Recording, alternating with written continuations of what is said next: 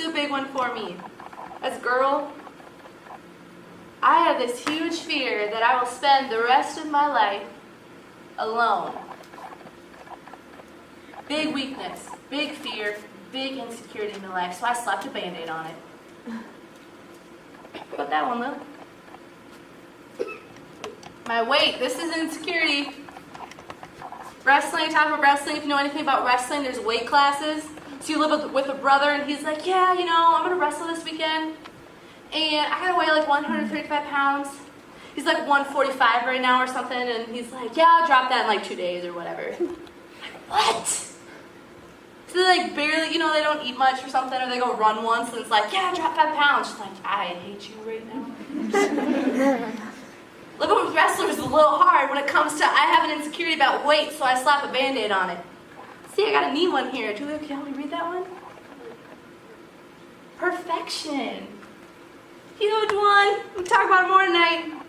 I like to look perfect. I know I'm not perfect. I'm like, yeah, I'm not perfect, but I like to be really close to perfect. Really darn close. That's a thing. I don't even know what that is. A wound, an insecurity, a problem. I slapped a Band-Aid on it. Let's see, how about this one? Someone want to read that for me? Yeah. My dad. I love my dad. I really do. He's a great dad. He's a great father. He always has been. But I have an insecurity there. I have a wound there. I don't know exactly what's there. There's some unforgiveness maybe. My dad's awesome. He's great. He's always been a great loving dad, so I'm not saying that. I just have problems there with that relationship sometimes. And I get really insecure around him sometimes. So I slapped a Band-Aid on it. Let's get someone else. You want to read my leg? What else I got on there? Sweating, that's an insecurity. I really like black because it hides that sweating factor. I think I got it from the Meltons. And it's just not fun. If you see Uncle Caleb or Sam, I'm like them in girl version. But I try to hide it really nice. So I wear black. Plus it's really slimming sometimes. So that helps my weight one too. I don't like to sweat, but I sweat. And so like sometimes I'll be like, yeah, I can't wear that outfit today because I'll probably sweat in it. Not gonna happen.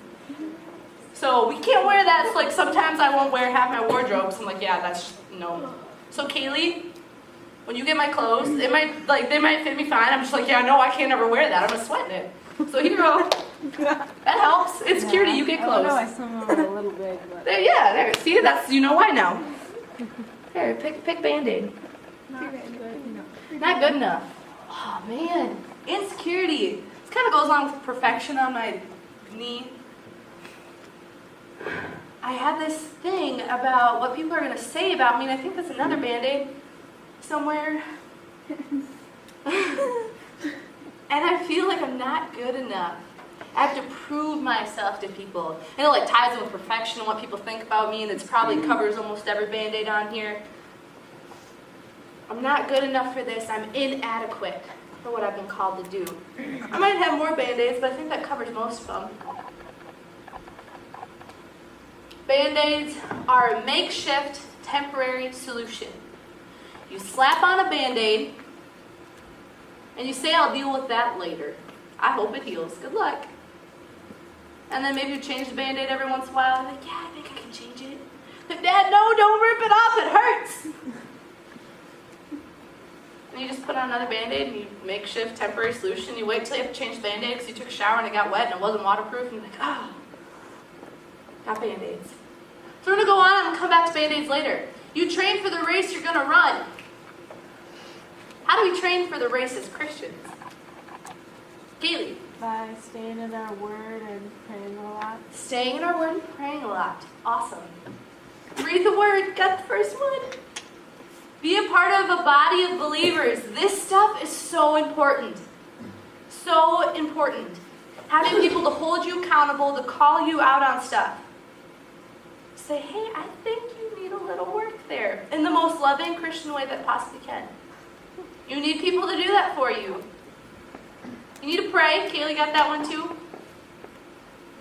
Worshiping, we've done that a lot tonight. I don't know about you, but I absolutely love it when the room is so dark and you raise your hands and like you could be jumping up and down and no one cares because they can't even see you, but you're just worshiping and singing your heart out. It's awesome. because sometimes I don't sing the best, so I like it really, really, really loud so that no one else can hear me. I can't even hear myself. Fellowship with fellow Christians. This activity, this event, this weekend is awesome because we're fellowshipping together. You're going to leave this weekend, and I hope that you built new relationships and you met some new people and met some new friends and saw some older ladies and younger ladies, and you have some examples and some connections you can leave with. Fellowship is huge. We can't do this alone. This goes along with fellowship. We need the fellowship. I've tried to run this race by myself. I'd say I can do this. I can work hard enough. I can do it good enough. I can prove myself worthy enough, good enough. Perfection isn't achievable, but I want to get pretty close. That's like a direct quote from myself that I put in my life. And I need people to call me out in my life and say, hey, let it go. This event, oh my word, that brings out like perfection to like 110%. I'd have people to say, let it go. Not important. Throw the list aside, pop the dang balloon, let it go. It's okay. And it comes out and it works out because God's awesome and He's glorified. You adjust your lifestyle to fit your race. How do you give up what isn't helpful to you in your life? This is hard. As a Christian, let's go to the next bullet thing. Rejecting the world and loving the kingdom. Your will, your way. There's a song we sing at church. We haven't sang it in a while, but it goes, your will, your way, God. And then there's another line, and I forgot it. But sometimes that means giving up the chocolates in our life. That's really, really hard. Really hard. But I'm talking about spiritual chocolates. Chocolate isn't bad all the time. Sometimes it maybe can get bad. But chocolate isn't necessarily bad in and of itself. But if it starts consuming me, if it becomes someone's like, I had a really bad day, I just want a chocolate and it's going to make it all better. Sometimes, honestly, I think God uses chocolate. But sometimes it's not helpful for your life. There are some things that are chocolates in our life that we need to give up. We need to cut so that it's your will, your way, God, you be glorified. So I want you to start thinking about some of those chocolates in your life. Start making a list. Go to the next one. Yeah, and then you can have some of those vegetables and hearts. So what do I have to do? I need to read the Word. I'm so bad at this one. I open the Bible, I'm like, yeah, I'm going to read this. And then I'm like, man, this is getting kind of boring. And me and Martin, I don't know, she's right there. We've talked about this so much because we're both this creative people and we like stories and we get into them. And we read the Bible and sometimes like, God, I really love you, but this is so boring. I don't know what to do. I'm told to read this, but it really is not fun sometimes. And I'm right there with her. And maybe I'm right there with you guys, some of you guys too. It's hard, but I encourage you to do it and to dive in. And honestly, I'm telling you right now, it's something I need to work on. It's a struggle of mine. I need to devote time to doing this, not out of because of I have to, because I need to be perfect, but out because, God, I love you so much, I want to do this, and I want to be in your word. So, Marin, I know we've talked about this, we've challenged each other to read the word and be in it, even when we find it boring, because God can use that. Let people help me. I got a story. Happened this year. It's like, I'm going to do this. I'm strong enough. I'm capable enough. I've got this. And then life started getting really hard, and a lot of stuff started happening. If you know some stuff that's gone on at the school or the position that my dad's going to be coming into this year, there was a lot that was happening and a lot that I was struggling with about perfection and being perfect and beautiful, and it was all coming, and it was like weights were getting stacked on. I was getting lower and lower to the ground. It's like, I can do it. I can do it. I don't need your help. I'm fine. I can do it. I'm getting lower, and I'm getting pressure, and I'm going down, and I'm fine. And that's what I'd say. My mom hates that word. She calls it the F word. She's like, you are not fine. It doesn't mean fine. It means you have problems, but you don't want to talk about them. It was true. I didn't want to talk about them. I could do it. I was fine. I was going to do it by myself. But I needed to let people help me because they got to the point in my life, and maybe some of you knew this, but I was at, just kind of started, it's been a few weeks ago now, maybe a few weeks ago, a month ago now, probably just a few weeks, where I started having this horrible chest pain, and I just couldn't breathe, and it was really hard. And I was just really sad, and people say I wear everything on my face, all my emotions. You can tell what's going on because I just wear it like, like look in the mirror and I see what I was feeling. It's really true, it is. Sometimes it sucks, sometimes it's nice. Because other people know what something's wrong. But I was wearing it every day. It was like just pressure and pain, and I didn't know what was wrong, and I was overwhelmed, and I was stressed. And it got to the point where one day at school, I was getting really worked up, and I was having to sing, and my heart was doing funny things. I'm like, I think I'm having anxiety attacks. I went to my mom, and I'm like, I'm having anxiety attacks. I do not know what's going on. Something is wrong.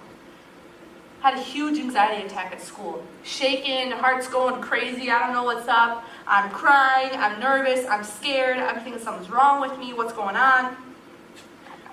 Drive down to my aunt's house with my grandma. She picks me up from school and we pray and talk through some stuff, and like, you gotta deal with this isn't okay. It was the first step of letting people in and letting people help me. It was having my grandma and my aunt pray for me. And that was huge. I was still very blocked off, I can still do this, but I let them in a little bit. I let them in through one of my walls. Later that week, I think it was later that week on Wednesday at youth group, I don't know, some of you might have been there, some of you might have known that it happened. We were singing worship, and I was sitting in the front row. I was just like, I can't breathe. It's like I just ran a race, and we all know I'm not a runner, so it was like huffing and puffing, and I'm sitting there like, oh man. So I walk upstairs, go up to the top of the youth house, and I have a huge attack. It's like 45, 50 minutes. I'm on the floor, I'm shaking, I'm going numb. My heart's pounding, I'm sobbing, I'm scared, I'm terrified. Something is wrong, and this is not okay. I struggled with anxiety for a while because I got to the point where I got so overwhelmed and so worked up of feeling like I had to be perfect, and I had to fulfill this, and I had to be this person, and people they need to accept me, and it was all this kind of stuff, and I need to be good enough, and I can do it by myself. And I had to get to the point where I had to seriously be on the floor, be shaking, and have people standing over me saying, like, just breathe. Like, you had to breathe, because I was at the point where I couldn't breathe. I was that overwhelmed and that caught up that I couldn't breathe. I was to the point where I physically couldn't do it anymore. I had to let people in. And I'll carry on more of that story and what happened later. You need to refocus on Jesus. When things happen, when things are going rough, when life is just overwhelming, you need to refocus on who Jesus is and what he has for you and his plan, and refocus your eyes on him and not on what's going on in the circumstances of the world. You need to let God be God, and you need to embrace your weaknesses. And I don't mean that like, yeah, I'm going to embrace them and live with them for the rest of my life and carry these Band-Aids. I mean, you need to boast in your weaknesses, because that's when God uses you and shines through, is when you boast in your weaknesses. Perfection is unattainable. If any of you are like me and you try to be perfect, I'm telling you right now, it's a road you do not want to go down. Because it's hard and it's work, and you can never fulfill it, and it's always empty. Perfection is unattainable. You need to know your limit. You can't do it by yourself. You weren't created to. Embrace the perfectly imperfect the way that God made you. Sometimes you just need to stop. You need to stop, you need to sit down, and you need to look at your life, you need to refocus on Jesus, you need to call people in and help you. This last Sunday, Ash and I went to Eau Claire. We had this plan. We were going to get our toes done by those little ladies who do it so awesome. And get the whole work thing. We were getting last minute stuff for Beautiful. We were going to get an ice cream cake to celebrate her birthday. We're like, we got a plan. And we're planning, ladies. We had a checklist. We're going to do this.